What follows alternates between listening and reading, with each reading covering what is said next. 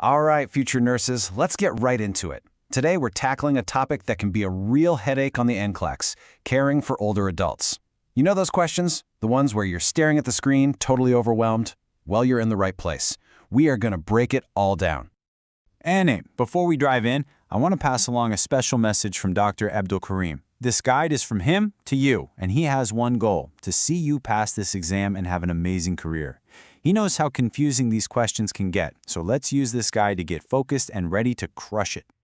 Okay, let's talk about that feeling. You know the one. You're looking at an NCLEX question, and A, B, C, and D all look kind of right. It's the worst, isn't it? And it's especially tricky with gerontology, where the clues can be so subtle. But don't you worry, today we're going to give you the strategies to slice right through that confusion. So here's our roadmap. We're going to start by cracking the gerontology code. Then we'll get into normal versus concerning signs of aging.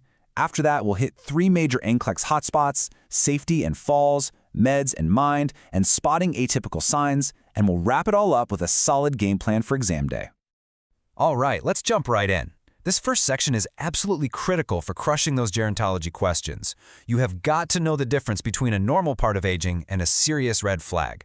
If you can master this, you're well on your way. So first up, the brain.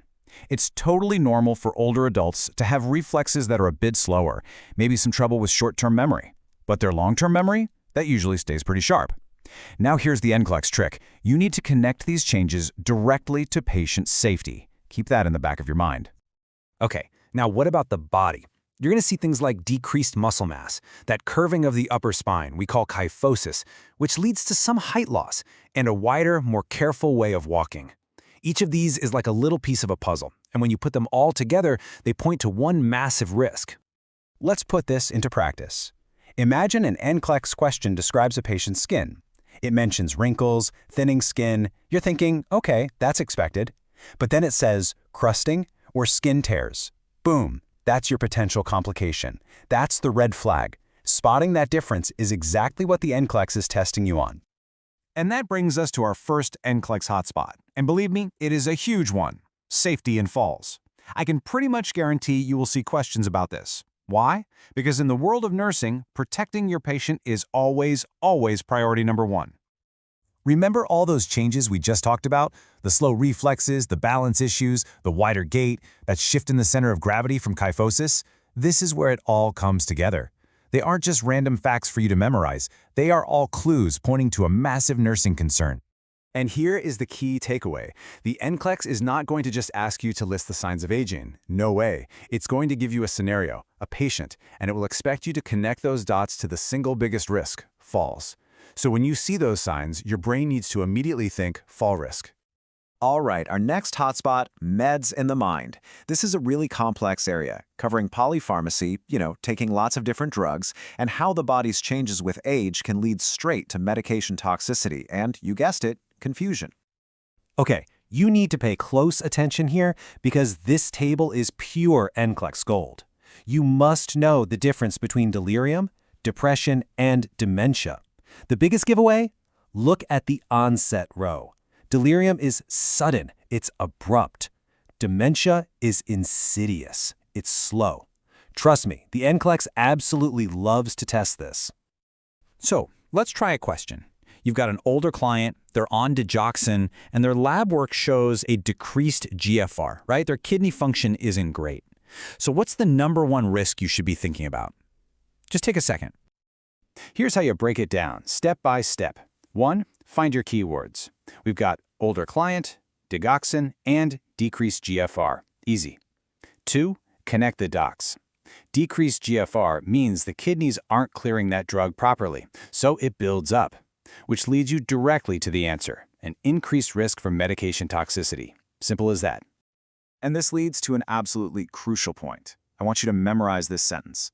If an older client who's on medication suddenly becomes confused, your very first thought should be an adverse drug reaction. This is a classic NCLEX setup, so be ready for it. Let's hit our third and final hotspot. And this is one that trips up so many students: spotting atypical signs of illness. See, in older adults, a really serious infection might not show up with the classic high fever. A lot of the time, it looks like something else entirely. So instead of that textbook fever and chills, you might see sudden confusion. or a new fall, or maybe they just lose their appetite or suddenly become incontinent. These signs seem really vague and nonspecific, right? But often, they are the only clues you're going to get that a serious infection is brewing.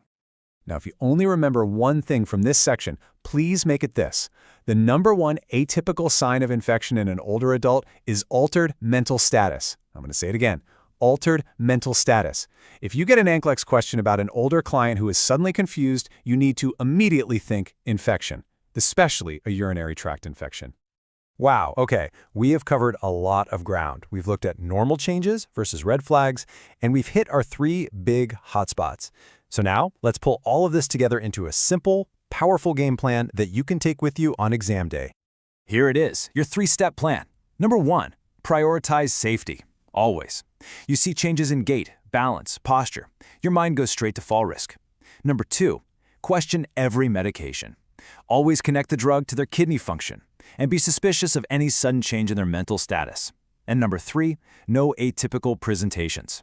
Sudden confusion means you think infection until you can prove it's something else.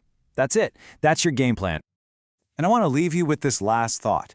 Passing the NCLEX is just the first step. The real work starts after that. These principles aren't just about passing a test. They're about being a sharp, compassionate, incredible nurse. So ask yourself this. How are you going to use this knowledge to be a powerful advocate for your older patients and make sure they get the amazing care they deserve?